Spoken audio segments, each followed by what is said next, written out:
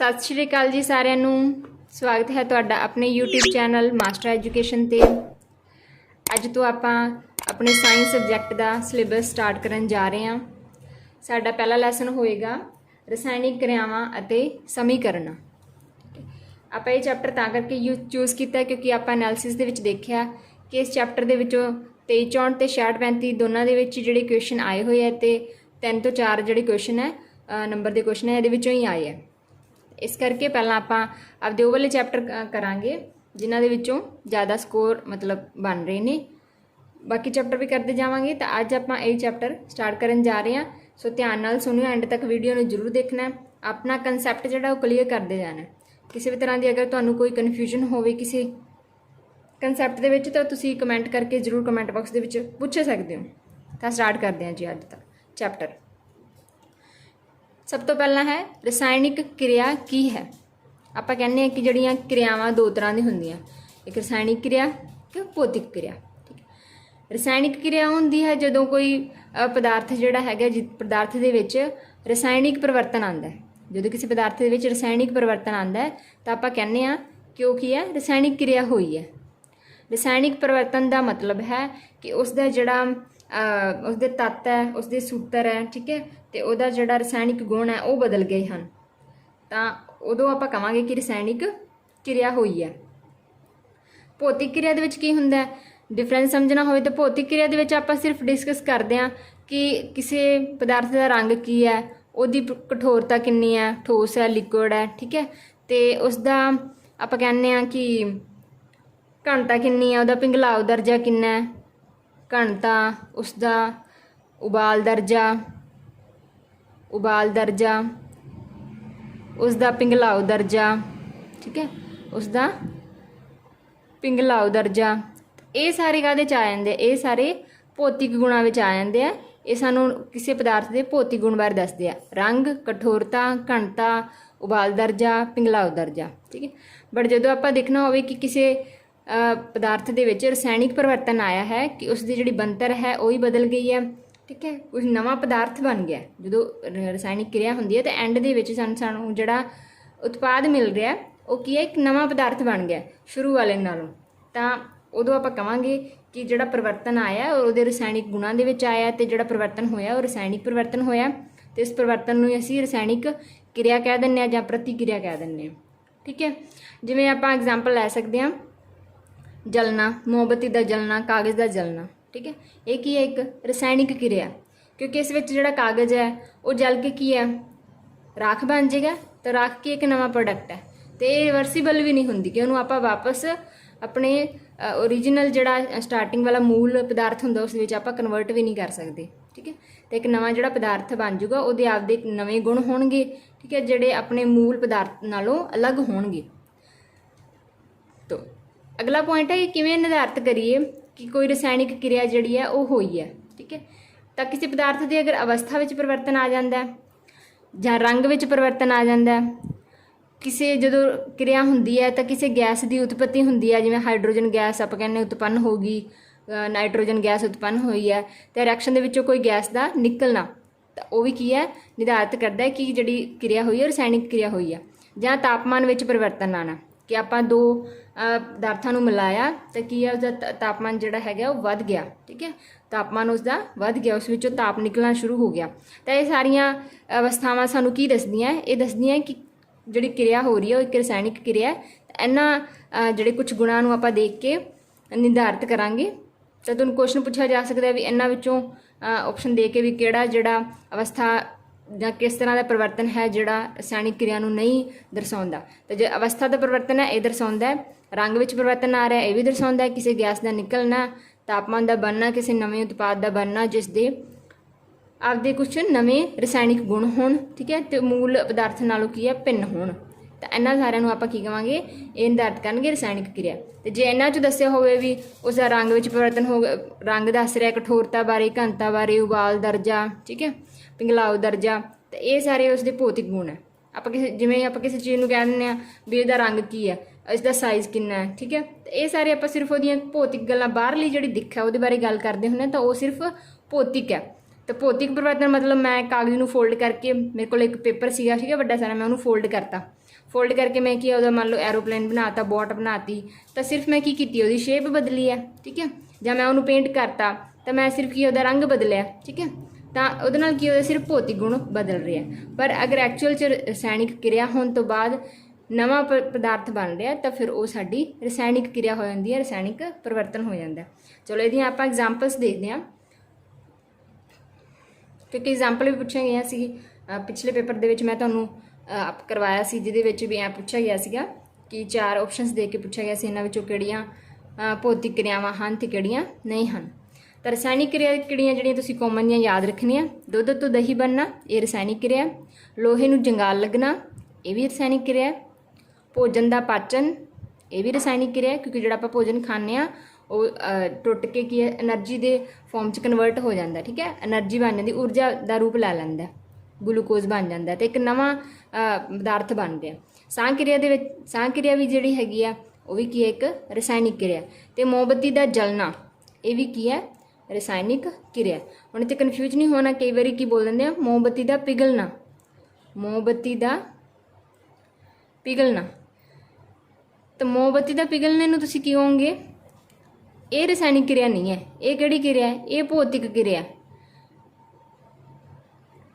कि मोमबत्ती जिहड़ी पिघल रही है तो जिहड़ी मोम पिघल के लिक्विड फॉर्म च आ गई, जो आप उन्होंने दोबारा ठंडा कर लाँगे तो फिर की है, फिर सॉलिड फॉर्म च मोमबत्ती मतलब बना सकते हैं उन्होंने आप, ठीक है।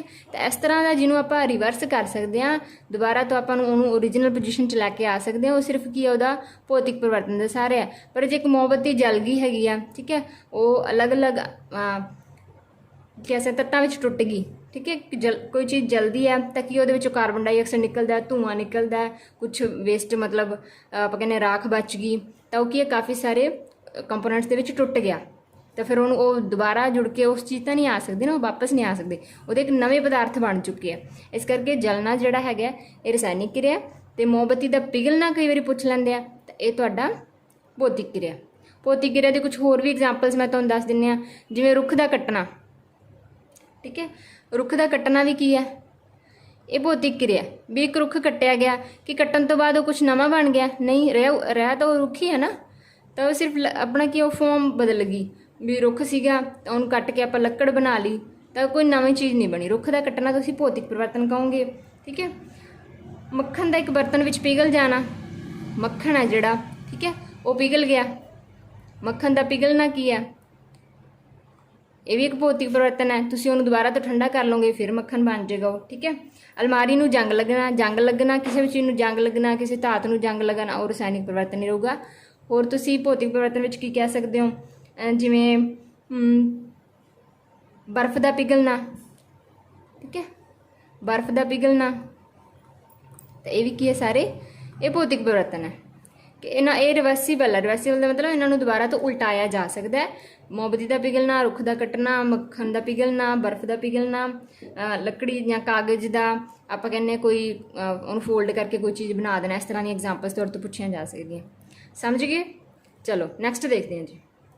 नैक्सट कंसैप्ट है अपना रसायनिक समीकरण की है। हुण देखो ਆਪਾਂ देखने च तो कहता भी हाँ रसायनिक परिवर्तन हो गया तो ये रसायनिक क्रिया होगी, ठीक है। जे उन्होंने आप अपने पेज से लिख के दसना हो भी रसायनिक क्रिया हुई है की हुई है, ठीक है। तो मतलब जे आप किसी रसायनिक क्रिया नूं सपेख रूप में प्रदर्शित करना हो, लिख के दसना हो किसी नूं, तो फिर आप वो जिहड़ा यूज़ करांगे रूप लिखण वास्ते, लिखती तौर पर जिहड़ा लिख के देवांगे, फिर वो की हो जाऊगा साडी रसायनिक समीकरण। जिस मैथड नाल आपां लिख के दसांगे कि स्टार्टिंग को साडे कोल जिवें एग्जाम्पल है मैगनीशियम सी ते ऑक्सीजन है, ये दोनों प्लस होकर की बनाता इन्होंने मैगनीशियम ऑक्साइड बनाता, ठीक है। तो इनू आपां लिखती तौर पर दसिया भी आ दो चीज़ां मिक्स होईयां सी ते लास्ट साडे कोल आ उत्पाद बनिया, तो ये फिर जिहड़ा आपां लिखती तौर पर दसिया ये की बन जाती है रसायनिक समीकरण हुंदी है, ठीक है। इत्थे थोड़ा ये भी देख लो कि जिहड़ियां चीज़ां आपां मिलाने आ उन्हां नूं अभिकारक कहते हैं। तो नाल टर्म्स याद रखना, जिहड़ियां स्टार्टिंग ते आपां जिहड़ियां चीज़ां मिक्स करते हैं ताकि अपना उत्पाद बने, तो उन्होंने आपां बोलते हैं अभिकारक, तो जिहड़ा लास्ट दे विच बनदा अपने कोल इंग्लिश च प्रोडक्ट कहते हैं, पंजाबी विच उत्पाद कह दिंदे आ, उत्पाद। अभिकारकां नूं इंग्लिश विच रिएक्टेंट्स बोल दिंदे आ, ठीक है। तो उत्पाद नूं असीं बोल दिंदे आ प्रोडक्ट, ਤਾਂ ਇੱਥੇ ਯਾਦ ਰੱਖਣਾ ਹੈ। ਜਿਵੇਂ ਸਾਡੇ ਇੱਥੇ ਅਭਿਕਾਰਕ ਕੌਣ ਹੈ, ਮੈਗਨੀਸ਼ੀਅਮ ਤੇ ਆਕਸੀਜਨ, ਤੇ ਪ੍ਰੋਡਕਟ ਕੀ ਬਣਿਆ ਸਾਡਾ, ਉਤਪਾਦ ਕੀ ਬਣਿਆ ਹੈਗਾ, ਮੈਗਨੀਸ਼ੀਅਮ ਆਕਸਾਈਡ। ਇਹਨਾਂ ਦੋਨਾਂ ਤੋਂ ਮਿਲ ਕੇ ਇੱਕ ਨਵਾਂ ਉਤਪਾਦ ਬਣ ਗਿਆ। ਤਾਂ ਇਹ ਸਾਡੀ ਰਸਾਇਣਿਕ ਸਮੀਕਰਨ ਹੋਗੀ ਜੇ ਰਸਾਇਣਿਕ ਕਿਰਿਆ ਨੂੰ ਜੇ ਆਪਾਂ ਛੋਟੇ ਰੂਪ ਵਿੱਚ ਪ੍ਰਦਰਸ਼ਿਤ ਕਰਨਾ ਹੋਵੇ ਲਿਖਤੀ ਤੌਰ ਤੇ। ਠੀਕ ਹੈ, ਨੈਕਸਟ ਅੱਗੇ ਦੇਖਦੇ ਹਾਂ ਕਿ ਜਿਹੜੀਆਂ ਰਸਾਇਣਿਕ ਸਮੀਕਰਨਾਂ ਹੁੰਦੀਆਂ ਉਹਨਾਂ ਦੀਆਂ ਕਿਹੜੀਆਂ-ਕਿਹੜੀਆਂ ਕਿਸਮਾਂ ਹੈਗੀਆਂ। ਹੁਣ ਜਿਹੜਾ ਆਪਾਂ ਪ੍ਰਦਰਸ਼ਿਤ ਰੂਪ ਦੇਖਿਆ ਕਿ ਆਪਾਂ ਰਸਾਇਣਿਕ ਸਮੀਕਰਨ ਨੂੰ ਦਰਸਾਉਣਾ ਹੈ, ਲਿਖਤੀ ਤੌਰ ਤੇ ਪ੍ਰਦਰਸ਼ਿਤ ਕਰਨਾ ਹੋਵੇ ਤਾਂ ਆਪਾਂ ਕਿਵੇਂ ਲਿਖਣਾ ਹੈ। ਠੀਕ ਹੈ, ਇਹਦੀਆਂ ਅੱਗੋਂ ਦੋ ਟਾਈਪਸ ਹੈ, ਇੱਕ ਹੋ ਜਾਂਦੀ ਹੈ ਪਿੰਜਰ ਰਸਾਇਣਿਕ ਸਮੀਕਰਨ, ਇੱਕ ਹੁੰਦੀ ਹੈ ਸਤੁਲਿਤ ਰਸਾਇਣਿਕ ਸਮੀਕਰਨ।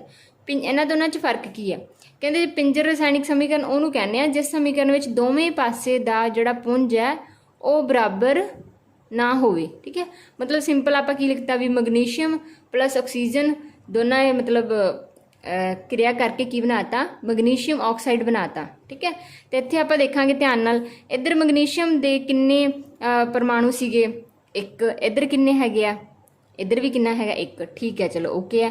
ਠੀਕ ਹੈ, ਇੱਧਰ ਕੀ ਆਕਸੀਜਨ ਦੇ 2 ਹੈ, ਪਰ ਇੱਧਰ ਤਾਂ ਅਸੀਂ ਇੱਕ ਹੀ ਹੈ ਨਾ, ਤਾਂ ਮਤਲਬ ਇੱਧਰ ਇੱਥੇ ਕੀ ਅਸੀਂ ਪਰਮਾਣੂਆਂ ਦੀ ਜਿਹੜੀ ਗਿਣਤੀ ਹੈਗੀ ਉਹ ਬਰਾਬਰ ਨਹੀਂ ਕੀਤੀ ਹੋਈ। ਸਿੰਪਲ ਅਸੀਂ ਲਿਖਤਾ ਵੀ ਮੈਗਨੀਸ਼ੀਅਮ ਪਲੱਸ ਆਕਸੀਜਨ ਕੀ ਬਣ ਗਿਆ, ਮੈਗਨੀਸ਼ੀਅਮ ਆਕਸਾਈਡ ਬਣ ਗਿਆ। ਠੀਕ ਹੈ, ਤਾਂ ਜਿਹੜੀ ਪਿੰਜਰ ਰਸਾਇਣਿਕ ਕਿਰਿਆ ਉਹ ਹੁੰਦੀ ਹੈ ਜਿਸ ਵਿੱਚ ਦੋਵੇਂ ਸਾਈਡਾਂ ਵਾਲਾ ਮਤਲਬ ਅਭਿਕਾਰਕਾਂ ਦਾ ਪੁੰਜ ਬਰਾਬਰ ਨਹੀਂ ਹੁੰਦਾ ਕਿਹਦੇ, ਉਤਪਾਦਕਾਂ ਦੇ ਪੁੰਜ ਦੇ। ਠੀਕ ਹੈ, ਤਾਂ ਆਪਾਂ ਇਹਦੇ ਵਿੱਚ ਕਵਾਂਗੇ ਜਿਹੜੇ ਸਾਡੇ ਅਭਿਕਾਰਕ ਹੁੰਦੇ ਆ, ਅਭਿਕਾਰਕਾਂ ਦਾ ਪੁੰਜ ਦੋਨਾਂ ਦਾ ਮਿਲਾ ਕੇ ਬਰਾਬਰ ਨਹੀਂ ਹੁੰਦਾ।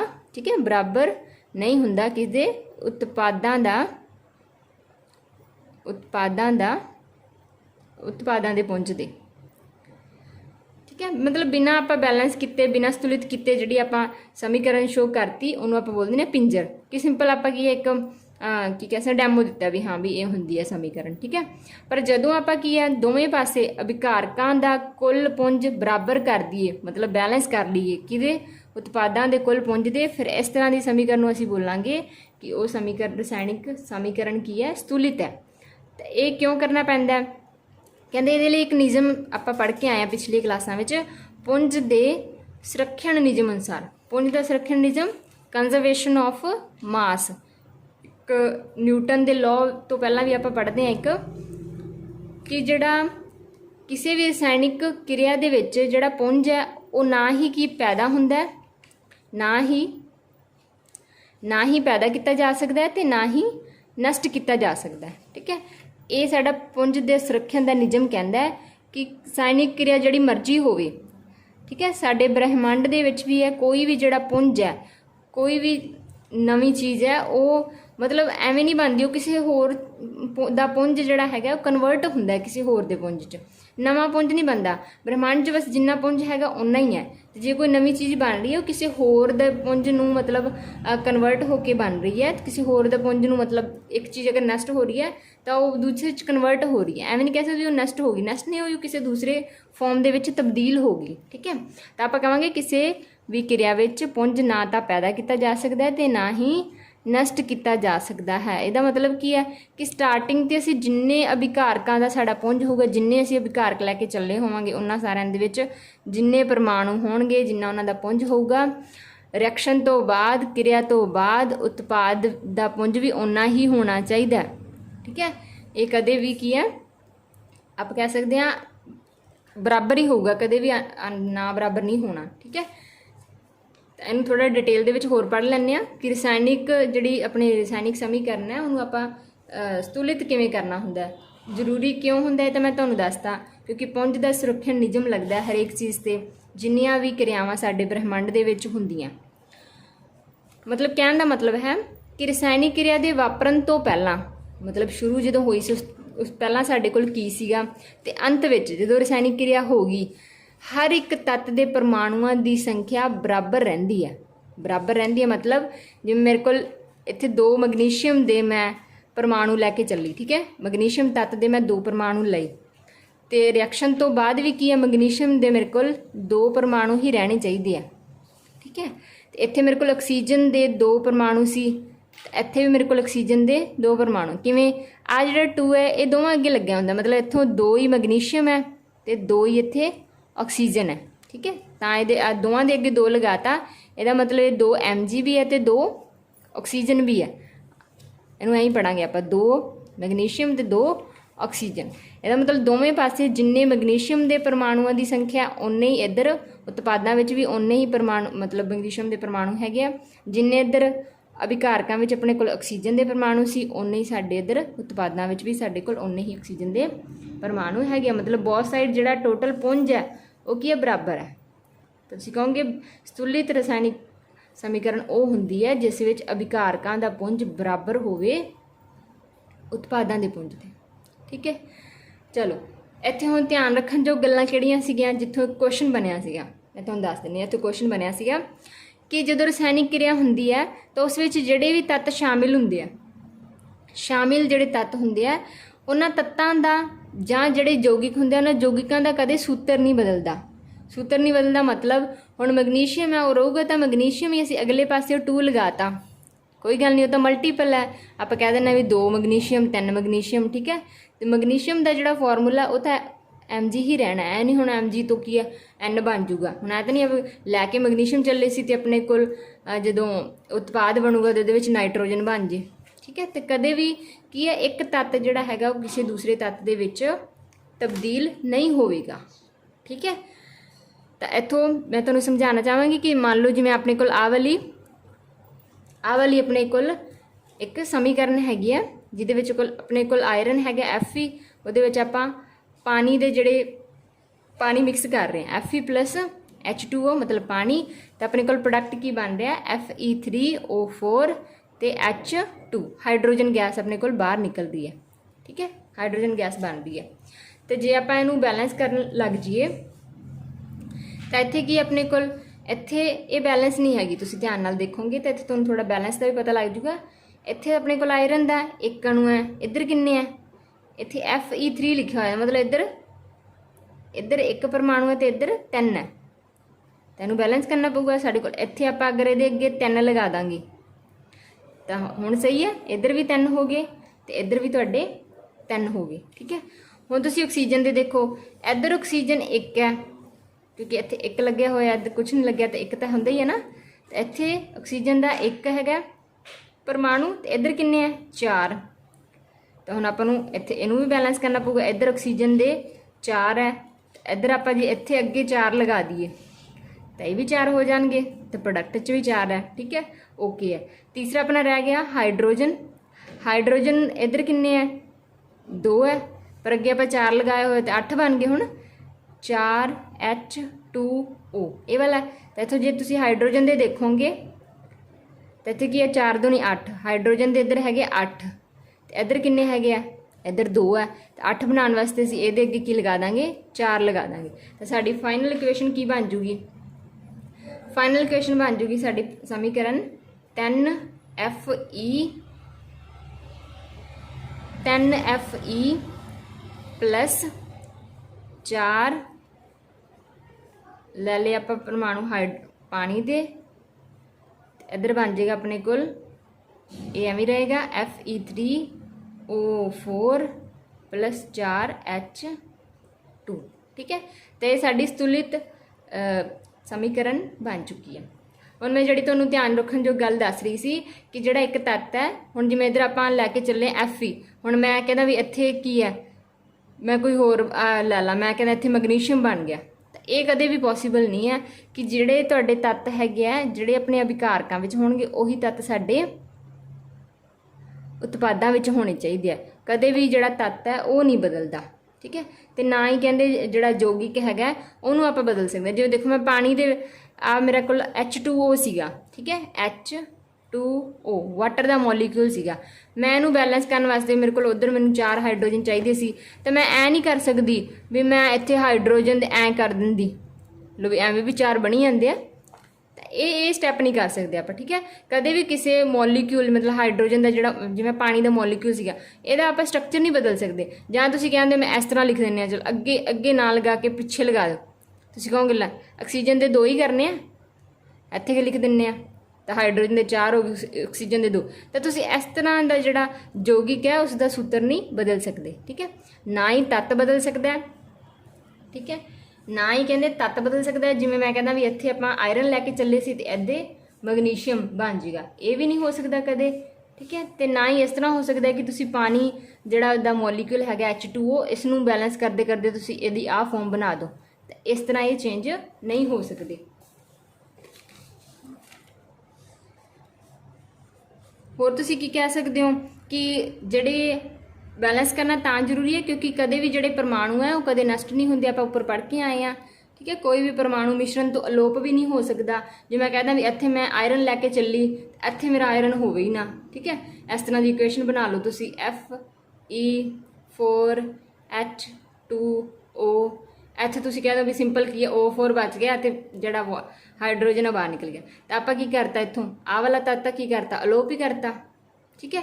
ਜਾਂ ਤੁਸੀਂ ਕੀ ਹੋਵੇ ਇੱਥੇ ਆਪਾਂ ਆਪਦਾ ਨਵਾਂ ਹੀ ਤੱਤ ਬਣਾ ਲਿਆ ਜਿਹੜਾ ਆਪਾਂ ਵਿਕਾਰਕ 'ਚ ਹੈ ਹੀ ਨਹੀਂ ਸੀ ਤੇ ਪ੍ਰੋਡਕਟ 'ਚ ਆ ਗਿਆ। ਤਾਂ ਨਾ ਹੀ ਕਹਿੰਦੇ ਕੋਈ ਜਿਹੜਾ ਤੱਤ ਹੈ ਉਹ ਅਲੋਪ ਹੋ ਸਕਦਾ ਤੇ ਨਾ ਹੀ ਕੋਈ ਨਵਾਂ ਤੱਤ ਹੈ ਜਿਹੜਾ ਉਹ ਆਪਣੇ ਉਤਪਾਦ ਦੇ ਵਿੱਚ ਸ਼ਾਮਿਲ ਹੋ ਸਕਦਾ। ਤਾਂ ਹੋ ਕੀ ਰਿਹਾ ਫਿਰ, ਆਪਾਂ ਕਹਾਂਗੇ ਹੁਣ ਨਵਾਂ ਤੱਤ ਨਹੀਂ ਆ ਰਿਹਾ, ਕੋਈ ਅਲੋਪ ਨਹੀਂ ਹੋ ਰਿਹਾ, ਤਾਂ ਆਪਾਂ ਕਹਾਂਗੇ ਰਸਾਇਣਿਕ ਸਮੀਕਰਨ ਦੇ ਵਿੱਚ ਸਿਰਫ ਕੀ ਹੈ, ਜਿਹੜੇ ਬੰਧਨ ਹੈ, ਰਸਾਇਣਿਕ ਬੰਧਨ ਹੈ ਉਹ ਟੁੱਟਦੇ ਆ, ਠੀਕ ਹੈ। ਬੰਧਨ ਟੁੱਟਦੇ ਆ ਤੇ ਨਵੇਂ ਜਿਹੜੇ ਬੰਧਨ ਆ ਉਹ ਪੈਦਾ ਹੁੰਦੇ ਆ ਤੇ ਜਿਸ ਨਾਲ ਕੀ ਹੈ ਨਵੇਂ ਉਤਪਾਦ ਬਣਦੇ ਆ, ਠੀਕ ਹੈ। ਤੇ ਤੁਸੀਂ ਇਸ ਦੀ ਡੈਫੀਨੇਸ਼ਨ 'ਚ ਇਹੀ ਕਹੋਗੇ ਕਿ ਰਸਾਇਣਿਕ ਸਮੀਕਰਨ ਦੇ ਵਿੱਚ ਜਿਹੜੇ ਤੁਹਾਡੇ ਰਸਾਇਣਿਕ ਬੰਧਨ ਟੁੱਟਦੇ ਆ, ਰਸਾਇਣਿਕ ਬੰਧਨ ਦਾ ਟੁੱਟਣਾ ਤੇ ਨਵੇਂ ਬੰਧਨ ਬਣਦੇ ਆ, ਨਵੇਂ ਬੰਧਨ ਦਾ ਬਣਨਾ। ਤੇ ਜਦੋਂ ਨਵੇਂ ਬੰਧਨ ਬਣਦੇ ਆ ਤਾਂ ਸਾਡੇ ਕੋਲ ਨਵੇਂ ਉਤਪਾਦ ਬਣਦੇ ਆ, ਨਵੇਂ ਉਤਪਾਦ ਬਣਦੇ ਆ। ਇਹ ਹੈ ਮਕਸਦ ਰਸਾਇਣਿਕ ਕਿਰਿਆ ਦਾ, ਨਾ ਕਿ ਇਸ ਤਰ੍ਹਾਂ ਕਿ ਨਵੇਂ ਤੱਤ ਬਣ ਗਏ, ਠੀਕ ਹੈ, ਕੋਈ ਤੱਤ ਅਲੋਪ ਕਰਤਾ, ਬਿਲਕੁਲ ਨਹੀਂ। ਤੱਤ ਉਹੀ ਰਹਿਣਗੇ ਜਿਹੜੇ ਪ੍ਰੋਡਕਟ 'ਚ ਆਪਾਂ ਵਿਕਾਰਕ 'ਚ ਲੈ ਕੇ ਚੱਲਣੇ ਹੋਵਾਂਗੇ, ਉਹੀ ਸਾਡੇ ਉਤਪਾਦ ਵਿੱਚ ਆਣਗੇ। ਜਿੰਨੇ ਅਸੀਂ ਜਿੰਨਾ ਆਪਾਂ ਪੁੰਜ ਲੈ ਕੇ ਚੱਲੇ ਹੋਵਾਂਗੇ ਆਪਣੇ ਅਭਿਕਾਰਕਾਂ ਵਿੱਚ, ਉਨਾ ਹੀ ਸਾਡੇ ਉਹ ਪ੍ਰੋਡਕਟ ਦੇ ਵਿੱਚ ਆਣਗੇ। ਇਹ ਜਿਹੜੀਆਂ ਗੱਲਾਂ ਇੱਥੇ ਦੱਸੀਆਂ ਨੇ ਸਭ ਤੋਂ ਜ਼ਿਆਦਾ ਇੰਪੋਰਟੈਂਟ ਹੈ। ਤੇ ਜਿਹੜਾ ਐਗਜ਼ਾਮੀਨਰ ਹੈ ਕਨਸੈਪਚੁਅਲ ਕੁਐਸਚਨ ਪੁੱਛ ਰਿਹਾ, ਤੁਸੀਂ ਇੱਥੇ ਆਪਦਾ ਕਨਸੈਪਟ ਬਿਲਕੁਲ ਕਲੀਅਰ ਕਰਕੇ ਜਾਣਾ ਹੈ ਕਿ ਜਿਹੜਾ ਵੀ ਤੱਤ ਹੈ, ਯੌਗਿਕ ਹੈ, ਉਸਦਾ ਸੂਤਰ ਨਹੀਂ ਬਦਲਣਾ, ਕੋਈ ਤੱਤ ਅਲੋਪ ਨਹੀਂ ਹੋਏਗਾ, ਜਦੋਂ ਪ੍ਰੋਡਕਟ ਬਣੂਗਾ ਕੋਈ ਤੱਤ ਬਾਹਰੋਂ ਨਹੀਂ ਆਏਗਾ, ਠੀਕ ਹੈ, ਨਵਾਂ ਹੀ। ਤੇ ਕਿਸੇ ਤੁਸੀਂ ਯੌਗਿਕ ਦਾ ਕੀ ਹੈ, ਜਿਵੇਂ ਮੈਂ ਦੱਸਿਆ ਤੁਹਾਨੂੰ ਪਾਣੀ ਦਾ, ਇਸ ਦਾ ਤੁਸੀਂ ਫਾਰਮੂਲਾ ਨਹੀਂ ਬਦਲ ਸਕਦੇ, ਇਸ ਦਾ ਸੂਤਰ ਨਹੀਂ ਬਦਲਣਾ ਤੁਸੀਂ, ਠੀਕ ਹੈ। ਹੁੰਦਾ ਕੀ ਹੈ, ਰਸਾਇਣਿਕ ਪਰਿਵਰਤਨ ਦੇ ਵਿੱਚ ਰਸਾਇਣਿਕ ਬੰਧਨ ਟੁੱਟਦੇ ਆ, ਬੌਂਡ ਟੁੱਟਦੇ ਆ ਤੇ ਨਵੇਂ ਬੰਧਨ ਬਣਦੇ ਆ, ਨਿਊ ਬੌਂਡ ਬਣ ਜਾਂਦੇ ਆ, ਜਿਸ ਕਰਕੇ ਸਾਡੇ ਕੋਲ ਨਵੇਂ ਉਤਪਾਦ ਬਣਦੇ ਆ। ਨਵੇਂ ਉਤਪਾਦ ਦਾ ਮਤਲਬ ਇਹ ਨਹੀਂ ਲੈਣਾ ਕਿ ਨਵੇਂ ਹੀ ਤੱਤ ਬਣ ਜਾਂਦੇ, ਨਵੇਂ ਤੱਤ ਨਹੀਂ, ਪਹਿਲਾਂ ਵਾਲੇ ਤੱਤਾਂ ਨਾਲ ਹੀ ਮਿਲ ਕੇ ਉਹਨਾਂ ਦੇ ਬੌਂਡ ਨਿਊ ਬਣ ਕੇ, ਨਵੇਂ ਤਰੀਕੇ ਨਾਲ ਬੌਂਡ ਬਣ ਕੇ ਨਵੇਂ ਉਤਪਾਦ ਬਣ ਜਾਂਦੇ ਆ, ਠੀਕ ਹੈ। ਹੋਪ ਤੁਹਾਨੂੰ ਸਮਝ ਆ ਗਿਆ ਹੋਵੇਗਾ ਜੋ ਮੈਂ ਸਮਝਾਉਣ ਦੀ ਕੋਸ਼ਿਸ਼ ਕਰ ਰਹੀ ਹਾਂ ਤੁਹਾਨੂੰ। ਚਲੋ ਨੈਕਸਟ ਦੇਖਦੇ ਹਾਂ।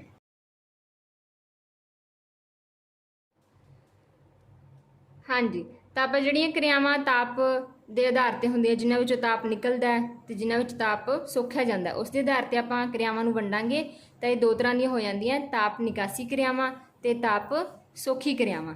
ਤਾਪ ਨਿਕਾਸੀ ਕਿਰਿਆਵਾਂ ਉਹ ਹੁੰਦੀਆਂ, ਉਹ ਵਾਲੀਆਂ ਰਸਾਇਣਿਕ ਕਿਰਿਆਵਾਂ ਜਿਸ ਵਿੱਚ ਉਤਪਾਦਾਂ ਦੇ ਨਾਲ ਤਾਪ ਊਰਜਾ ਵੀ ਪੈਦਾ ਹੁੰਦੀ ਹੈ, ਠੀਕ ਹੈ। ਤੇ ਜਿਸ ਤਰ੍ਹਾਂ ਆਪਾਂ ਕਹਿ ਸਕਦੇ ਹਾਂ, ਆਪਾਂ ਕਲੀ ਦੀ ਐਗਜ਼ਾਮਪਲ ਲਵਾਂਗੇ ਕਿ ਜਦੋਂ ਜਿਹੜੀ ਕੰਧਾਂ 'ਤੇ ਲਾਉਣ ਵਾਲੀ ਕਲੀ ਹੁੰਦੀ ਹੈ, ਉਸ ਪਾਊਡਰ ਨੂੰ ਆਪਾਂ ਪਾਣੀ ਵਿੱਚ ਘੋਲਦੇ ਹਾਂ ਤਾਂ ਉਹਦੇ ਵਿੱਚ ਕੀ ਹੈ, ਆਪਣੇ ਆਪ ਤਾਪ ਊਰਜਾ ਨਿਕਲਣੀ ਸਟਾਰਟ ਹੋ ਜਾਂਦੀ ਹੈ। ਤਾਂ ਉਸੇ ਦੀ ਆਪਾਂ ਐਗਜ਼ਾਮਪਲ ਲੈਂਦੇ ਹਾਂ। ਤਾਂ ਇੱਕ ਜਿਹੜਾ ਆਪਣਾ ਅਣਬੁੱਝਿਆ ਚੂਨਾ ਹੁੰਦਾ, ਜਿਹਨੂੰ ਕੈਲਸ਼ੀਅਮ ਆਕਸਾਈਡ ਬੋਲਦੇ ਆ, ਉਸ ਨੂੰ ਆਪਾਂ ਪਾਣੀ ਵਿੱਚ ਮਿਕਸ ਕਰਦੇ ਹਾਂ ਤਾਂ ਕੀ ਬਣਦਾ, ਬੁੱਝਿਆ ਹੋਇਆ ਚੂਨਾ ਬਣ ਜਾਂਦਾ, ਕੈਲਸ਼ੀਅਮ ਹਾਈਡਰੋਕਸਾਈਡ ਤੇ ਪਲੱਸ ਕੀ ਨਿਕਲਦਾ, ਤਾਪ ਊਰਜਾ ਬਾਹਰ ਨਿਕਲਦੀ ਹੈ। ਤਾਂ ਇਹ ਫਿਰ ਕਿਹਦੀ ਐਗਜ਼ਾਮਪਲ ਹੋ ਜਾਂਦੀ ਹੈ, ਐਗਜ਼ਾਮਪਲ ਹੋ ਜਾਂਦੀ ਹੈ ਤਾਪ ਨਿਕਾਸੀ ਕਿਰਿਆਵਾਂ ਦੀ। ਮਤਲਬ ਆਪਾਂ ਬਾਹਰੋਂ ਕੋਈ ਤਾਪ ਨਹੀਂ ਦਿੱਤਾ, ਆਪਾਂ ਸਿਰਫ ਕੀ ਆਪਣੇ ਅਭਿਕਾਰਕਾਂ ਨੂੰ ਮਿਲਾਇਆ ਸੀਗਾ ਤੇ ਜਿਹੜਾ ਉਤਪਾਦ ਬਣਿਆ ਉਸ ਦੇ ਨਾਲ ਤਾਪ ਊਰਜਾ ਵੀ ਪੈਦਾ ਹੋਈ ਹੈ। ਤਾਂ ਇਸ ਤਰ੍ਹਾਂ ਦੀ ਕਿਰਿਆਵਾਂ ਨੂੰ ਅਸੀਂ ਬੋਲਾਂਗੇ ਤਾਪ ਨਿਕਾਸੀ ਕਿਰਿਆਵਾਂ।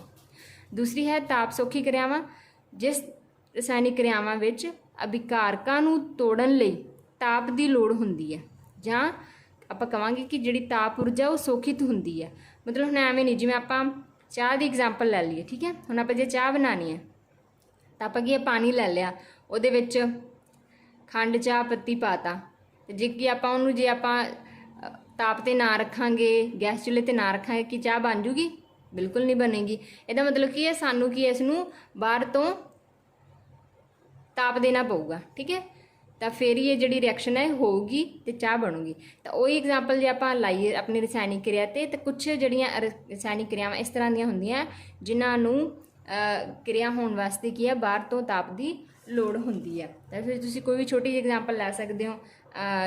ਜਿਵੇਂ ਤੁਹਾਡੀ ਬੁੱਕ ਦੇ ਵਿੱਚ ਐਗਜ਼ਾਮਪਲ ਦਿੱਤੀ ਹੈ, ਮੈਂ ਤੁਹਾਨੂੰ ਉਹ ਕਰਵਾ ਦਿੰਦੀ ਹਾਂ ਕਿ ਜੇ 2PbNO3 ਇਹਨੂੰ ਆਪਾਂ ਤਾਪ ਦਿੰਦੇ ਹਾਂ, ਮਤਲਬ ਗਰਮ ਕਰਦੇ ਹਾਂ। ਤਾਪ ਦੇਣ ਦਾ ਮਤਲਬ ਹੈ ਇਹਨੂੰ ਕੀ ਕਰਦੇ ਹਾਂ ਆਪਾਂ, ਗਰਮ ਕਰਦੇ ਹਾਂ। ਗਰਮ ਕਰਨਾ ਤਾਂ ਫਿਰ ਕੀ ਬਣ ਜਾਂਦੀ ਹੈ, ਇਹ ਟੁੱਟ ਜਾਂਦੀ ਹੈ,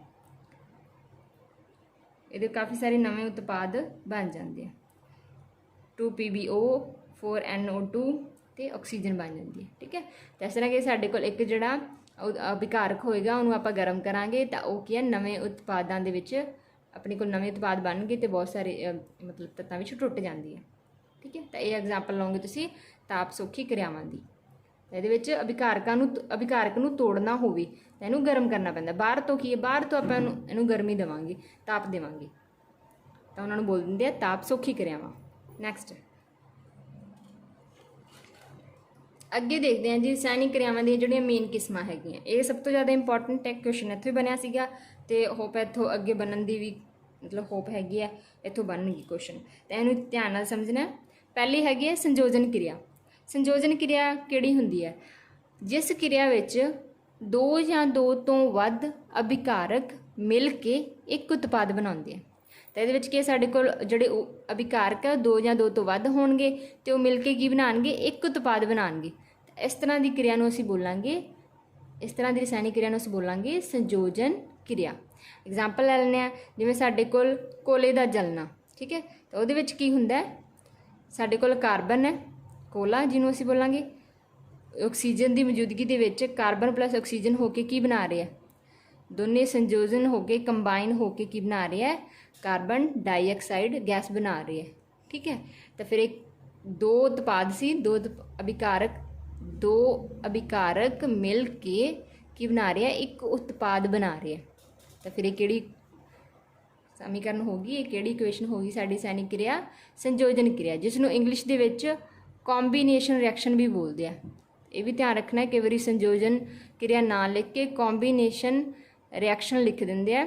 ਇਹ ਰੱਖਣਾ ਕੰਬੀਨੇਸ਼ਨ ਹੋ ਰਿਹਾ, ਕੰਬਾਈਨ ਹੋ ਰਿਹਾ ਦੋ ਚੀਜ਼ਾਂ ਦਾ, ਤੇ ਇੱਕ ਚੀਜ਼ ਬਣ ਰਹੀ ਹੈ, ਇੱਕ ਉਤਪਾਦ ਬਣ ਰਿਹਾ, ਤਾਂ ਉਹਨੂੰ ਅਸੀਂ ਬੋਲਾਂਗੇ ਸੰਯੋਜਨ ਕਿਰਿਆ। ਇਹਦੇ ਵਿੱਚ ਤੁਸੀਂ ਐਗਜ਼ਾਮਪਲ ਲੈ ਸਕਦੇ ਹੋ ਪਾਣੀ ਦੀ ਵੀ, ਕਿ ਤੁਹਾਡੇ ਕੋਲ ਹਾਈਡਰੋਜਨ ਤੇ ਆਕਸੀਜਨ ਮਿਲ ਕੇ ਕੀ ਬਣਾ ਰਹੇ ਆ, ਪਾਣੀ ਬਣਾ ਰਹੇ ਆ। ਤਾਂ ਇਹ ਵੀ ਕਾਹਦੀ ਐਗਜ਼ਾਮਪਲ ਹੈ, ਇਹ ਵੀ ਤੁਹਾਡੀ ਸੰਯੋਜਨ ਕਿਰਿਆ ਦੀ ਐਗਜ਼ਾਮਪਲ ਹੈ। ਜਿਹਨੂੰ ਬੈਲੈਂਸ ਕਰੋਗੇ ਤਾਂ ਇੱਥੇ 2 ਲਗਾ ਲਓਗੇ, ਇੱਥੇ 2 ਲਗਾ ਲਓਗੇ, ਹਾਈਡਰੋਜਨ ਦੇ ਅਣੂ ਦੋਨੇ ਪਾਸੇ ਪਰਮਾਣੂ ਪੂਰੇ ਹੋ ਗਏ, ਆਕਸੀਜਨ ਦੇ ਵੀ 2 ਪੂਰੇ ਹੋ ਗਏ, ਠੀਕ ਹੈ। ਤਾਂ ਇਹਦੇ ਵਿੱਚ ਵੀ 2 ਅਭਿਕਾਰਕ ਹੈ, ਇੱਕ ਉਤਪਾਦ ਬਣ ਰਿਹਾ, ਤਾਂ ਇਹ ਹੋਗੀ ਤੁਹਾਡੀ ਸੰਯੋਜਨ ਕਿਰਿਆ। ਸਿੰਪਲ ਹੈ, ਬਸ ਦੇਖ ਕੇ ਪਤਾ ਲੱਗ ਜਾਂਦਾ ਹੈ ਕਿ ਇਹ ਕਿਸ ਤਰ੍ਹਾਂ ਦੀ ਕਿਰਿਆ ਹੈਗੀ ਹੈ। ਅਗਲੀ ਹੈ ਅਪਘਟਨ ਕਿਰਿਆ। ਅਪਘਟਨ ਕਿਰਿਆ ਦੇ ਵਿੱਚ ਉਲਟ ਹੁੰਦਾ ਹੈ। ਇਹਦੇ ਵਿੱਚ ਕੀ ਹੈ, ਜਿਹੜੇ ਤੁਹਾਡੇ ਅਭਿਕਾਰਕ ਹੈ ਉਹ ਟੁੱਟ ਕੇ ਦੋ ਜਾਂ ਦੋ ਤੋਂ ਵੱਧ ਉਤਪਾਦ ਬਣਾਉਂਦੇ ਆ, ਠੀਕ ਹੈ। ਤਾਂ ਜਿਸ ਕਿਰਿਆ ਵਿੱਚ ਅਭਿਕਾਰਕ ਟੁੱਟ ਕੇ ਦੋ ਜਾਂ ਦੋ ਤੋਂ ਵੱਧ ਉਤਪਾਦ ਬਣਾਉਂਦੇ ਹਨ, ਉਹਨਾਂ ਨੂੰ ਅਸੀਂ ਬੋਲਦੇ ਹਾਂ ਅਪਘਟਨ ਕਿਰਿਆ। ਅਪਘਟਨ ਕਿਰਿਆ ਨੂੰ ਹੋਰ ਕੀ ਕਹਿ ਸਕਦੇ ਹਾਂ ਆਪਾਂ, ਡੀਕੰਪੋਜੀਸ਼ਨ ਰਿਐਕਸ਼ਨ। ਇੰਗਲਿਸ਼ ਦੇ ਵਿੱਚ ਅਸੀਂ ਇਹਨੂੰ ਬੋਲਾਂਗੇ ਡੀਕੰਪੋਜੀਸ਼ਨ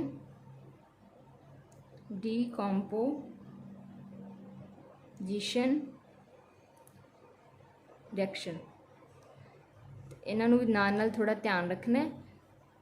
ਮੈਂ ਤੁਹਾਨੂੰ ਦੱਸਿਆ ਕਿ ਕੇਵਲ ਇੰਗਲਿਸ਼ ਦੇ ਵਰਡ ਐਜ਼ ਇਟ ਇਜ਼ ਲਿਖੇ ਆ ਜਾਂਦੇ ਆ, ਪੰਜਾਬੀ ਦੇ ਵਿੱਚ ਵੀ ਉਹਨਾਂ ਦੀ ਟਰਾਂਸਲੇਸ਼ਨ ਨਹੀਂ ਹੋਈ ਹੁੰਦੀ, ਠੀਕ ਹੈ। ਤਾਂ ਡੀਕੰਪੋਜੀਸ਼ਨ ਰਿਐਕਸ਼ਨ ਹੋਗੀ ਜਿਸ ਵਿੱਚ ਅਭਿਕਾਰਕ ਟੁੱਟ ਕੇ ਦੋ ਉਤਪਾਦ ਬਣਾਉਂਦੇ, ਇੱਕ ਅਭਿਕਾਰਕ ਟੁੱਟ ਕੇ ਦੋ ਉਤਪਾਦ ਬਣਾਉਂਦੇ ਆ। ਐਗਜ਼ਾਮਪਲ ਕੀ ਲਓਗੇ ਤੁਸੀਂ, ਆਈ ਕੈਲਸ਼ੀਅਮ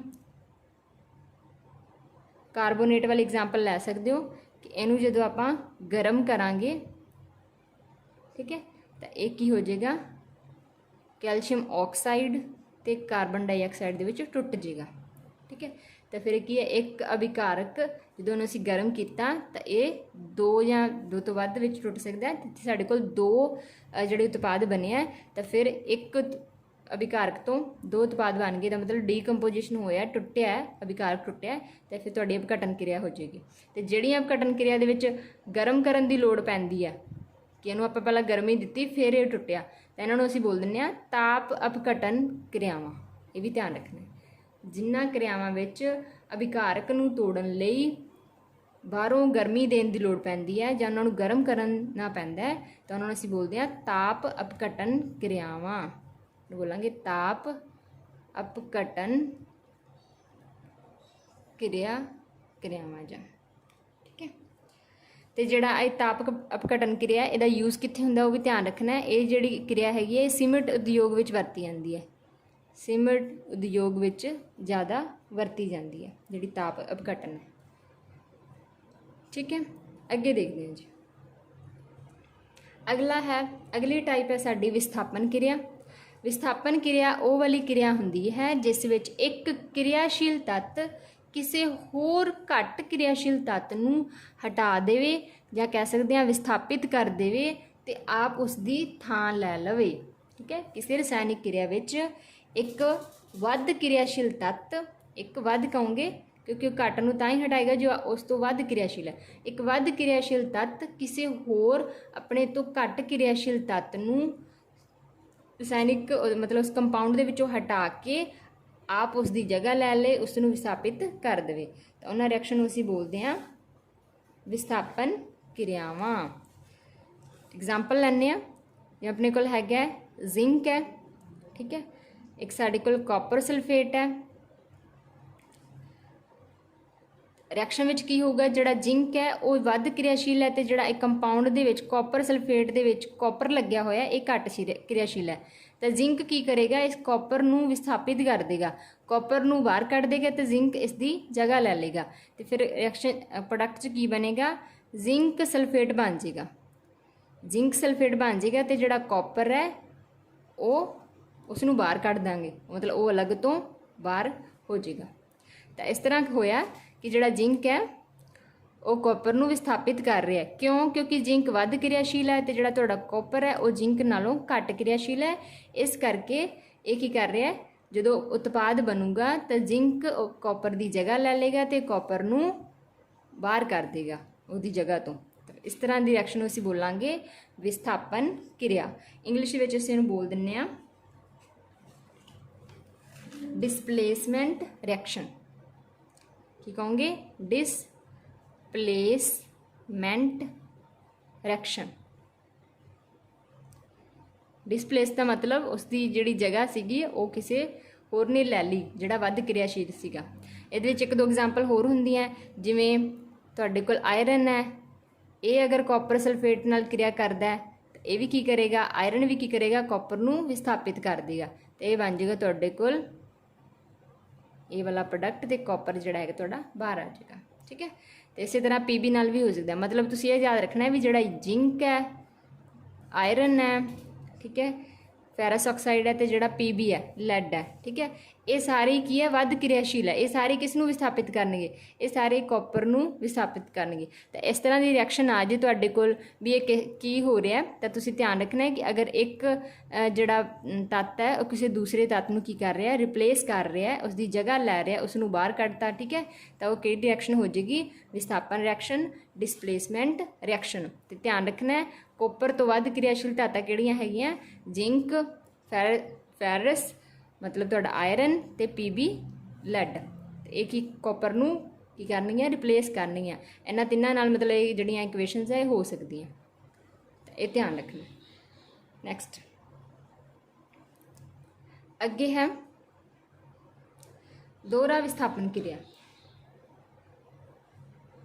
दोहरा विस्थापन क्रिया विच की है, वो रसायनिक क्रिया जिस विच अभिकारकां दे आयनां दी अदला बदली हुंदी है, मतलब ये हुंदी तो ये भी रिप्लेसमेंट है, क्योंकि इसनूं असीं बोल दिंदे आ double displacement.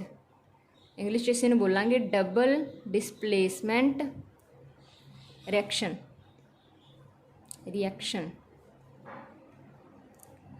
Double displacement reaction, ਕਿਉਂਕਿ ਇਹਦੇ ਵਿੱਚ ਜਿਹੜੇ ਅਭਿਕਾਰਕਾਂ ਦੇ ਦੋ ਆਇਨ ਹੋਣਗੇ ਉਹ ਆਪਸ ਦੇ ਵਿੱਚ ਅਦਲਾ ਬਦਲੀ ਕਰਨਗੇ। ਦੋ ਤੋਂ ਵੱਧ ਵੀ ਹੋ ਸਕਦੇ ਆ, ਪਰ ਆਪਾਂ ਇਹਦੇ ਵਿੱਚ ਦੋਹਰਾ ਕਿਉਂਕਿ ਵਰਡ ਆਇਆ ਤੇ ਇਹਦੇ ਵਿੱਚ ਦੋ ਜਿਹੜੇ ਅਭਿਕਾਰਕ ਹੈ, ਦੋ ਅਭਿਕਾਰਕਾਂ ਦੇ ਆਇਨ ਹੈ ਉਹ ਆਪਸ ਵਿੱਚ ਅਦਲਾ ਬਦਲੀ ਕਰਨਗੇ। ਇਹਦੀ ਰਿਐਕਸ਼ਨ ਦੇਖ ਲੈਂਦੇ ਆ।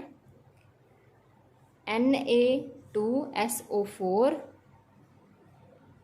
प्लस BaCl2 ਇਹ ਜਦੋਂ ਰਿਐਕਟ ਕਰਨਗੇ ਤਾਂ ਕੀ ਕਰਨਗੇ, ਜਿਹੜਾ ਇਹ ਸੋਡੀਅਮ ਹੈ ਇੱਕ ਜਿਹੜਾ ਬੇਰੀਅਮ ਹੈ ਇਹ ਆਪਸ ਦੇ ਵਿੱਚ ਕੀ ਹੈ ਆਪਣੀ ਸੀਟ ਐਕਸਚੇਂਜ ਕਰ ਲੈਣਗੇ। ਇਹ ਇਹਦੇ ਇਸ ਕੰਪਾਊਂਡ ਨਾਲ ਲੱਗ ਜਾਏਗਾ ਤੇ ਜਿਹੜਾ ਸੋਡੀਅਮ ਹੈ ਉਹ ਇਸ ਕੰਪਾਊਂਡ ਨਾਲ ਆ ਜਾਏਗਾ, ਮਤਲਬ ਆਪਦੀਆਂ ਇਹਨਾਂ ਨੇ ਸੀਟਾਂ ਐਕਸਚੇਂਜ ਕਰ ਲੈਣਗੇ। ਠੀਕ ਹੈ, ਕਹਿ ਸਕਦੇ ਹਾਂ। ਤਾਂ ਅਦਲਾ ਬਦਲੀ ਕਰ ਲਈ ਇਹਨਾਂ ਨੇ, ਤਾਂ ਫਿਰ ਪ੍ਰੋਡਕਟ ਦੇ ਵਿੱਚ ਕੀ ਬਣ ਜਾਏਗਾ, ਸਾਡਾ ਜਿਹੜਾ ਉਤਪਾਦ ਬਣੂਗਾ ਉਹ ਬਣੇਗਾ BaSO4। ਠੀਕ ਹੈ, ਤਾਂ Ba ਜਿਹੜਾ ਇੱਥੇ ਆ ਕੇ ਲੱਗ ਗਿਆ ਇਹਦੇ ਨਾਲ Na2 ਦੀ ਜਗ੍ਹਾ ਤੇ, ਪਲੱਸ 2NaCl ਸੋਡੀਅਮ ਕਲੋਰਾਈਡ ਬਣ ਜਾਏਗਾ। ਤੇ ਜਿਹੜਾ ਸੋਡੀਅਮ ਦੇ ਅਣੂ ਹੈ ਇੱਧਰ ਆ ਕੇ ਕਲੋਰਾਈਡ ਵਾਲੇ ਨਾਲ ਲੱਗ ਜਾਣਗੇ ਤੇ ਇਹ ਸੋਡੀਅਮ ਕਲੋਰਾਈਡ ਬਣ ਜਾਏਗਾ। ਤੇ ਜਿਹੜਾ ਇਹ ਬਣੇਗਾ ਪ੍ਰੋਡਕਟ, ਇਹ ਸਾਡਾ ਚਿੱਟਾ ਪਾਊਡਰ ਬਣੇਗਾ, ਜਿਹਨੂੰ ਅਸੀਂ ਚਿੱਟਾ ਪਾਊਡਰ ਜਿਹੜਾ ਪਾਣੀ ਵਿੱਚ ਅਘੁਲਨਸ਼ੀਲ ਹੋਊਗਾ, ਉਹਨੂੰ ਜਿਹੜੀ ਅਵਖੇਪ ਵੀ ਬੋਲ ਦਿੰਦੇ ਆ। ਠੀਕ ਹੈ, ਚਿੱਟਾ ਅਵਖੇਪ ਬਣੇਗਾ। ਤਾਂ ਇਹਨੂੰ ਅਸੀਂ ਬੋਲਦੇ ਹਾਂ ਦੋਹਰਾ ਵਿਸਥਾਪਨ ਕਿਰਿਆ। ਸਮਝ ਆ ਗਈ ਤੁਹਾਨੂੰ? ਡਬਲ ਡਿਸਪਲੇਸਮੈਂਟ, ਦੋ ਆਇਨ ਹੈ ਜਿਹੜੇ ਉਹ ਇੱਕ ਦੂਸਰੇ ਨਾਲ ਅਦਲਾ ਬਦਲੀ ਕਰ ਲੈਣਗੇ। ਠੀਕ ਹੈ, ਚਲੋ ਸਧਾਰਨ ਸ਼ਬਦਾਂ ਵਿੱਚ ਆਪਾਂ ਇਹਨੂੰ ਇਹ ਕਹਿ ਸਕਦੇ ਹਾਂ। ਨੈਕਸਟ ਹੈ ਅਵਖੇਪ ਕਿਰਿਆ। ਕੀ ਹੈ ਅਵਖੇਪ ਕਿਰਿਆ? ਇਹ ਇੱਕ ਅਘੁਲਨਸ਼ੀਲ ਪਦਾਰਥ ਹੁੰਦਾ ਹੈ। ਅਵਖੇਪ ਜਿਹੜਾ ਹੁੰਦਾ ਜੋ ਪਾਣੀ ਵਿੱਚ ਅਘੁਲ ਹੁੰਦਾ, ਮਤਲਬ ਪਾਣੀ ਵਿੱਚ ਨਹੀਂ ਘੁਲਦਾ। ਇਸ ਰਿਐਕਸ਼ਨ ਦੇ ਵਿੱਚ ਹੀ ਆਪਾਂ ਦੇਖ ਰਹੇ ਹਾਂ ਕਿ ਜਿਹੜਾ ਮੈਂ ਤੁਹਾਨੂੰ ਦੱਸਿਆ ਵੀ ਜਿਹੜਾ ਬੇਰੀਅਮ ਸਲਫੇਟ ਬਣੇਗਾ ਤੇ ਇਹ ਕੀ ਹੈ, ਇੱਕ ਚਿੱਟਾ ਅਵਖੇਪ ਬਣੇਗਾ, ਮਤਲਬ ਚਿੱਟੇ ਰੰਗ ਦਾ ਇੱਕ ਪਾਊਡਰ ਬਣੇਗਾ ਜਿਹੜਾ ਪਾਣੀ ਵਿੱਚ ਅਘੁਲਨਸ਼ੀਲ ਹੋਏਗਾ। ਤਾਂ ਉਹ ਰਿਐਕਸ਼ਨ ਫਿਰ ਅਵਖੇਪ ਕਿਰਿਆ ਕਿਹੜੀ ਹੋਊਗੀ? ਉਹ ਰਸਾਇਣਿਕ ਕਿਰਿਆ ਜਿਸ ਵਿੱਚ ਅਵਖੇਪ ਬਣਦਾ, ਪੈਦਾ ਹੁੰਦਾ, ਉਸ ਰਸਾਇਣਿਕ ਕਿਰਿਆ ਨੂੰ ਅਸੀਂ ਬੋਲਾਂਗੇ ਅਵਖੇਪਣ ਕਿਰਿਆ। ਇਸ ਰਿਐਕਸ਼ਨ ਨੂੰ ਤੁਸੀਂ ਅਵਖੇਪਣ ਕਿਰਿਆ ਵੀ ਕਹਿ ਸਕਦੇ ਹੋ, ਕਿਉਂਕਿ ਇੱਥੇ ਦੋਹਰਾ ਵਿਸਥਾਪਨ ਵੀ ਹੋ ਰਿਹਾ ਤੇ ਜਿਹੜਾ ਤੁਹਾਡਾ ਉਤਪਾਦ ਬਣ ਰਿਹਾ ਉਸ ਵਿੱਚ ਇੱਕ ਚਿੱਟਾ ਪਾਊਡਰ ਬਣੇਗਾ ਜਿਸ ਨੂੰ ਅਸੀਂ ਚਿੱਟਾ ਅਵਖੇਪ ਬੋਲਦੇ ਹਾਂ, ਜਿਹੜਾ ਪਾਣੀ ਵਿੱਚ ਅਘੁਲਨਸ਼ੀਲ ਹੋਏਗਾ। ਕਲੀਅਰ ਹੈ ਜੀ? ਨੈਕਸਟ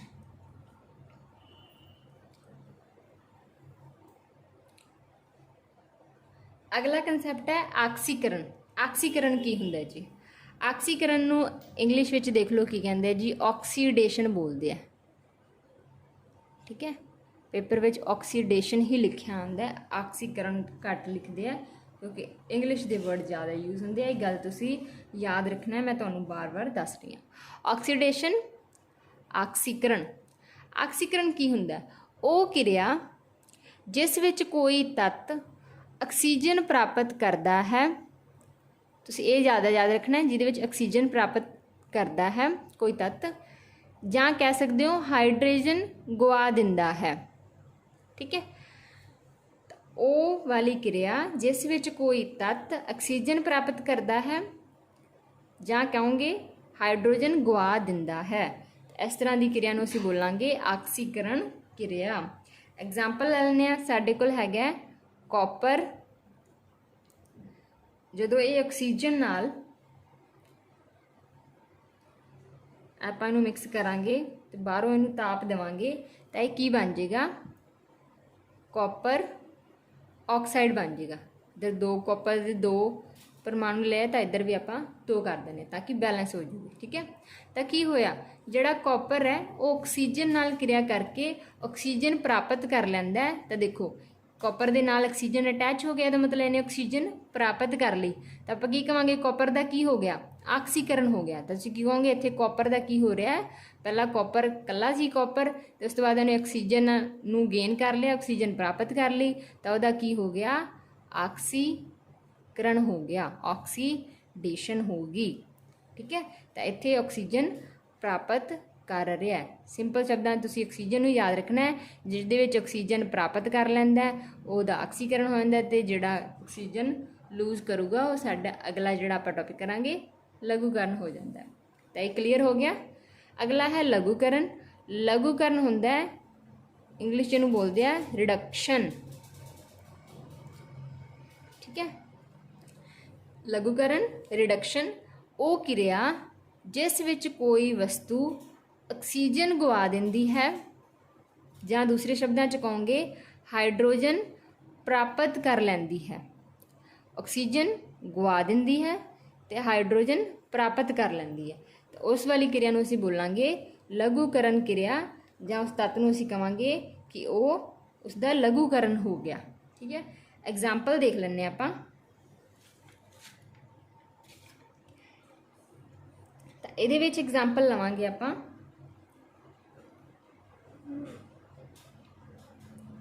ਕਿ ਤੁਹਾਡੇ ਕੋਲ ਇੱਕ ਜ਼ਿੰਕ ਆਕਸਾਈਡ ਹੈ,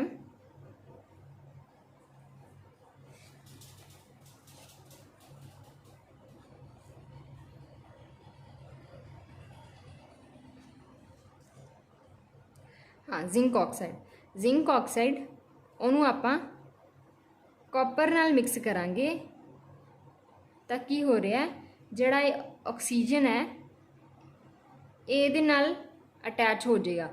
ਮਤਲਬ ਜਿਹੜਾ ਜ਼ਿੰਕ ਹੈ ਉਹ ਆਕਸੀਜਨ ਗਵਾ ਦੇਗਾ। ਠੀਕ ਹੈ, ਆਕਸੀਜਨ ਇਹਦੇ ਨਾਲੋਂ ਹਟ ਕੇ ਕਾਰਬਨ ਨਾਲ ਲੱਗ ਜਾਏਗੀ। ਠੀਕ ਹੈ, ਤਾਂ ਜ਼ਿੰਕ ਇਸ ਤਰ੍ਹਾਂ ਇਕੱਲਾ ਰਹਿ ਜਾਏਗਾ ਤੇ ਜਿਹੜਾ ਤੁਹਾਡਾ ਕਾਰਬਨ ਹੈ ਉਹ ਆਕਸੀਜਨ ਪ੍ਰਾਪਤ ਕਰ ਲੇਗਾ। ਤਾਂ ਇੱਥੋਂ ਆਪਾਂ ਕੀ ਕਵਾਂਗੇ ਵੀ ਜ਼ਿੰਕ ਦਾ ਕੀ ਹੋ ਗਿਆ, ਜ਼ਿੰਕ ਦਾ ਲਘੂਕਰਨ ਹੋ ਗਿਆ। ਕੀ ਕਵਾਂਗੇ, ਜ਼ਿੰਕ ਦਾ ਲਘੂਕਰਨ ਹੋ ਗਿਆ, ਕਿਉਂਕਿ ਜ਼ਿੰਕ ਨੇ ਆਕਸੀਜਨ ਨੂੰ ਗਵਾ ਦਿੱਤਾ। ਠੀਕ ਹੈ, ਤੇ ਜਿਸ ਨੇ ਪ੍ਰਾਪਤ ਕੀਤਾ, ਜਿਵੇਂ ਕਾਰਬਨ ਨੇ ਕੀ ਕਰ ਲਿਆ, ਕਾਰਬਨ ਦੇ ਨਾਲ ਆਕਸੀਜਨ ਅਟੈਚ ਹੋ ਗਿਆ, ਇਸਨੇ ਆਕਸੀਜਨ ਪ੍ਰਾਪਤ ਕਰ ਲਿਆ, ਤੇ ਇਹਦਾ ਕੀ ਕਵਾਂਗੇ, ਇਹਦਾ ਆਕਸੀਕਰਨ ਹੋ ਗਿਆ। ਜਿਵੇਂ ਆਪਾਂ ਉੱਪਰ ਪੜ੍ਹ ਕੇ ਆਏ ਹਾਂ, ਜਿਹਦੇ ਨਾਲ ਆਕਸੀਜਨ ਅਟੈਚ ਹੋਏਗੀ ਉਹਦਾ ਬੋਲਾਂਗੇ ਉਹਦਾ ਆਕਸੀਕਰਨ ਹੋ ਗਿਆ। ਜਿਹਦੇ ਨਾਲ ਉਹ ਆਕਸੀਜਨ ਗਾਇਬ ਹੋ ਜਾਏਗੀ, ਉਹ ਗਵਾ ਦੇਗਾ, ਤਾਂ ਉਹਨੂੰ ਅਸੀਂ ਬੋਲਾਂਗੇ ਉਸਦਾ ਲਘੂਕਰਨ ਹੋ ਗਿਆ। ਸਮਝ ਗਏ ਜੀ। ਹੁਣ ਜਿਹੜਾ ਮੈਂ ਤੁਹਾਨੂੰ ਕਹਿ ਰਹੀ ਹਾਂ ਕਿ ਤੁਸੀਂ ਐਵੇਂ ਵੀ ਕਹਿ ਸਕਦੇ ਹੋ ਵੀ ਹਾਈਡਰੋਜਨ ਪ੍ਰਾਪਤ ਕਰ ਲਿਆ ਤੇ ਇਹਦੇ ਵਿੱਚ ਹਾਈਡਰੋਜਨ ਕੀ ਕਰ ਲਿਆ, ਉਹਨੇ ਗਾਇਬ ਕਰ ਲਿਆ। ਤਾਂ ਤੁਹਾਨੂੰ ਆਕਸੀਜਨ ਵਾਲੀ ਸਾਈਡ ਤੋਂ ਨਾ ਪੁੱਛ ਕੇ ਕੁਐਸਚਨ ਹਾਈਡਰੋਜਨ ਵਾਲੀ ਤਰਫ ਤੋਂ ਵੀ ਪੁੱਛਿਆ ਜਾ ਸਕਦਾ ਹੈ, ਤਾਂ ਉਹ ਵੀ ਮੈਂ ਤੁਹਾਨੂੰ ਦੱਸ ਦਿੰਦੀ ਹਾਂ ਵੀ ਕਿਵੇਂ ਤੁਸੀਂ ਉਹ ਕਰੋਗੇ। ਤਾਂ ਉਹਦੇ ਵਿੱਚ ਇੱਕ ਐਗਜ਼ਾਮਪਲ ਲੈ ਲੈਂਦੇ ਹਾਂ। ਆਕਸੀਜਨ ਵਾਲੀਆਂ ਤਾਂ ਹੋ ਗਈਆਂ ਵੀ ਸਿੰਪਲ ਆਕਸੀਜਨ ਪ੍ਰਾਪਤ ਕਰ ਲਿਆ ਤਾਂ ਆਕਸੀਕਰਨ। ਅਗਰ ਆਕਸੀਜਨ ਉਹਨੇ ਮਤਲਬ ਲੂਜ਼ ਕਰਤਾ ਤਾਂ ਉਹਦਾ ਹੋ ਗਿਆ ਤੁਹਾਡਾ ਲਘੂਕਰਨ, ਰਿਡਕਸ਼ਨ ਹੋ ਗਿਆ। ਹਾਈਡਰੋਜਨ ਦੀ ਤਰਫ ਤੋਂ ਤੁਸੀਂ ਦੇਖ ਸਕਦੇ ਹੋ ਕਿ ਅਗਰ ਕਿਸੇ ਨੇ ਹਾਈਡਰੋਜਨ ਇਹਦੇ ਨਾਲ ਅਟੈਚ ਹੋ ਗਿਆ ਤਾਂ ਉਹਦਾ ਕੀ ਹੋ ਜਾਏਗਾ, ਹਾਈਡਰੋਜਨ ਅਗਰ ਕਿਸੇ ਉਸਨੇ ਪ੍ਰਾਪਤ ਕਰ ਲਿਆ, ਉੱਪਰ ਦੇਖੋ ਇੱਕ ਵਾਰੀ, ਹਾਈਡਰੋਜਨ ਪ੍ਰਾਪਤ ਕਰ ਲੇਗਾ ਤਾਂ ਉਹਦਾ ਲਘੂਕਰਨ ਹੋ ਜਾਏਗਾ। ਇਹਦੀ ਐਗਜ਼ਾਮਪਲ ਕਰ ਲੈਂਦੇ ਆਪਾਂ। ਇੱਕ ਐਗਜ਼ਾਮਪਲ ਹੈ H2S plus Br2, ਤਾਂ ਪ੍ਰੋਡਕਟ ਬਣਦਾ 2HBr plus S। ਦੇਖੋ ਇਸ ਰਿਐਕਸ਼ਨ 'ਚ ਕੀ ਹੋ ਰਿਹਾ, ਪਹਿਲਾਂ ਜਿਹੜਾ S ਸਲਫਰ ਸੀ ਇਹਦੇ ਨਾਲ ਕੀ ਅਟੈਚ ਸੀਗੇ, ਹਾਈਡਰੋਜਨ ਅਟੈਚ ਸੀਗਾ। ਠੀਕ ਹੈ, ਜਦੋਂ ਪ੍ਰੋਡਕਟ ਬਣਿਆ ਤਾਂ ਜਿਹੜਾ ਹਾਈਡਰੋਜਨ ਹੈ ਕੀ ਇਹਦੇ ਤੋਂ ਲੂਜ਼ ਹੋ ਗਿਆ, ਹਾਈਡਰੋਜਨ ਇਹਨੇ ਗਵਾਤੀ, ਤਾਂ ਇਹਦਾ ਮਤਲਬ ਜਿਹਦੇ ਵਿੱਚ ਹਾਈਡਰੋਜਨ ਗਵਾਤੀ ਫਿਰ ਉਹ ਕੀ ਹੋ ਜਾਊਗਾ, ਉਹਦਾ ਆਕਸੀਕਰਨ ਹੋ ਜਾਊਗਾ।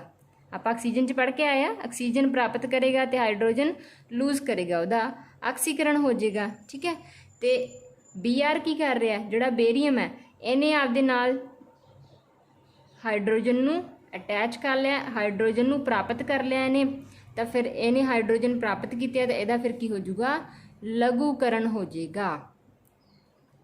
ਇਹਦਾ ਕੀ ਹੋ ਜਾਊਗਾ, ਲਘੂਕਰਨ। ਤਾਂ ਇਹ ਹਾਈਡਰੋਜਨ ਵਾਲੀ ਤਰਫ ਤੋਂ ਤੁਸੀਂ ਦੇਖਣਾ ਹੈ। ਅਗਰ ਤੁਹਾਨੂੰ ਐਗਜ਼ਾਮਪਲ ਇਸ ਤਰ੍ਹਾਂ ਦੀ ਨਾ ਦੇ ਕੇ ਇਸ ਤਰ੍ਹਾਂ ਦੀ ਐਗਜ਼ਾਮਪਲ ਪੁੱਛ ਲੇ ਤਾਂ ਫਿਰ ਤੁਸੀਂ ਕੀ ਕਰਨਾ ਹੈ, ਯਾਦ ਰੱਖਣਾ ਹੈ ਵੀ ਆਕਸੀਜਨ, ਇਹਦਾ ਆਪਾਂ ਇੱਕ ਟੇਬਲ ਬਣਾ ਲੈਂਦੇ ਹਾਂ। नीचे चलते हैं, आप पहले एक टेबल बना लिए कि किवें याद रखना है इसमें। ठीक है, ये अपना एक टेबल है। ये तीसरी कंडीशन होंदी है, मैं वो भी लिखवा देनी है, क्वेश्चन किवें भी बन सकता है। ठीक है,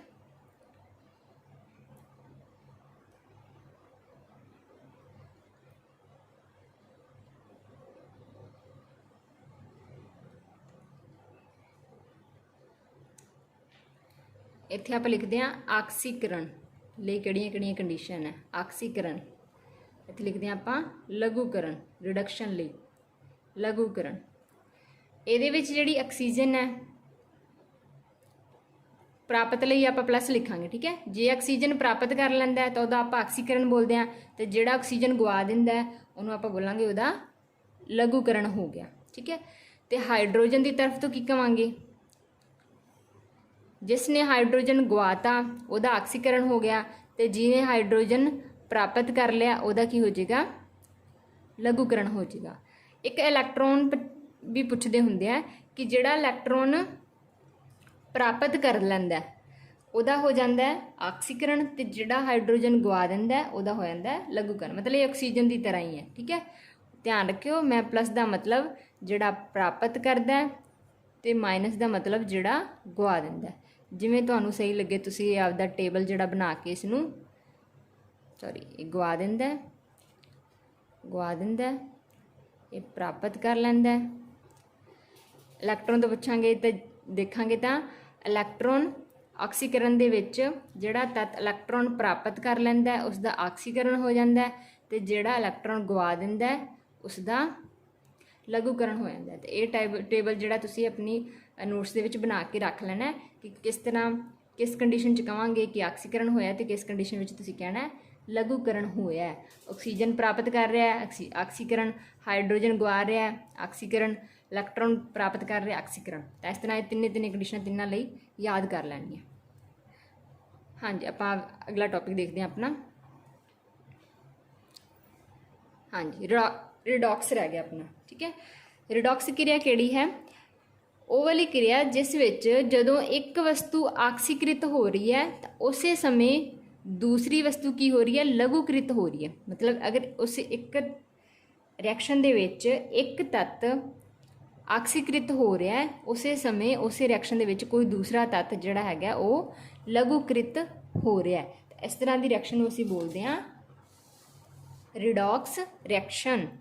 ਐਗਜ਼ਾਮਪਲ ਲੈ ਲੈਂਦੇ ਹਾਂ, ਕਾਪਰ ਆਕਸਾਈਡ ਪਲੱਸ ਹਾਈਡਰੋਜਨ ਗਰਮ ਕਰਨ ਤੇ ਕੀ ਬਣ ਜਾਂਦਾ ਹੈ, ਕਾਪਰ ਪਲੱਸ ਵਾਟਰ, ਠੀਕ ਹੈ। ਤਾਂ ਇਹਦੇ ਵਿੱਚ ਕੀ ਹੋ ਰਿਹਾ ਹੁਣ ਧਿਆਨ ਨਾਲ ਦੇਖਣਾ ਹੈ। ਕਾਪਰ ਦੇ ਨਾਲੋਂ ਆਕਸੀਜਨ, ਕਾਪਰ ਕੀ ਕਰ ਰਿਹਾ, ਆਕਸੀਜਨ ਗਵਾ ਰਿਹਾ, ਕਾਪਰ ਨਾਲ ਆਕਸੀਜਨ ਹਟ ਗਈ ਤਾਂ ਇਹਦਾ ਕੀ ਹੋ ਗਿਆ, ਜਿਹਨੇ ਗਵਾਤਾ ਉਹਦਾ ਹੋ ਗਿਆ ਲਘੂਕਰਨ। ਤਾਂ ਇਹਦਾ ਹੋ ਗਿਆ ਲਘੂਕਰਨ, ਮਤਲਬ ਕਾਪਰ ਕੀ ਹੋ ਰਿਹਾ, ਲਘੂਕ੍ਰਿਤ ਹੋ ਰਿਹਾ। ਦੂਸਰੀ ਸਾਈਡ ਤੋਂ ਤੁਸੀਂ ਦੇਖੋਗੇ ਹਾਈਡਰੋਜਨ ਜਿਹੜਾ ਹੈਗਾ ਇਸ ਨੇ ਕੀ ਆਕਸੀਜਨ ਪ੍ਰਾਪਤ ਕਰ ਲਈ, ਇਸ ਨਾਲ ਆਕਸੀਜਨ ਅਟੈਚ ਹੋ ਗਿਆ ਤਾਂ ਇਹਦਾ ਹੋ ਗਿਆ ਆਕਸੀਕਰਨ। ਤਾਂ ਦੇਖੋ ਇੱਕ ਹੀ ਰਿਐਕਸ਼ਨ ਦੇ ਵਿੱਚ ਇੱਕ ਤੱਤ ਦਾ ਜਿੱਥੇ ਲਘੂਕਰਨ ਹੋ ਰਿਹਾ ਉਸੇ ਟਾਈਮ ਦੂਸਰੇ ਦਾ ਕੀ ਹੋ ਰਿਹਾ, ਆਕਸੀਕਰਨ ਹੋ ਰਿਹਾ। ਤਾਂ ਇਸ ਤਰ੍ਹਾਂ ਦੀ ਰਿਐਕਸ਼ਨ ਜਿਸ ਵਿੱਚ ਆਕਸੀਕਰਨ ਤੇ ਲਘੂਕਰਨ ਦੋਵੇਂ ਹੋ ਰਿਹਾ ਤਾਂ ਉਹਨੂੰ ਅਸੀਂ ਬੋਲਾਂਗੇ ਰਿਡੌਕਸ ਰਿਐਕਸ਼ਨ।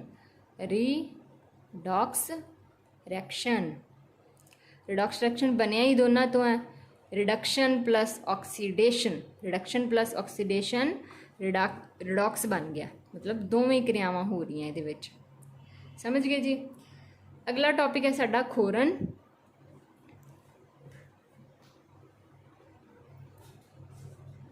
ਖੋਰਨ, ਖੋਰਨ ਵਿੱਚ ਕੀ ਹੁੰਦਾ ਹੈ, ਜਦੋਂ ਕੋਈ ਧਾਤ ਆਪਣੇ ਆਲੇ ਦੁਆਲੇ ਦੀਆਂ ਵਸਤੂਆਂ ਜਿਵੇਂ ਸਿੱਲ, ਤੇਜ਼ਾਬ, ਠੀਕ ਹੈ, ਆਕਸੀਜਨ, ਹਵਾ, ਪਾਣੀ ਜਿਹਨਾਂ ਰਿਐਕਟ ਕਰ ਲੈਂਦੀ ਹੈ ਨਾਲ ਕਿਰਿਆ ਕਰਦੀ ਹੈ ਤਾਂ ਉਹ ਧਾਤ ਕੀ ਹੈ, ਖੁਰਨਾ ਸਟਾਰਟ ਹੋ ਜਾਂਦੀ ਹੈ, ਠੀਕ ਹੈ।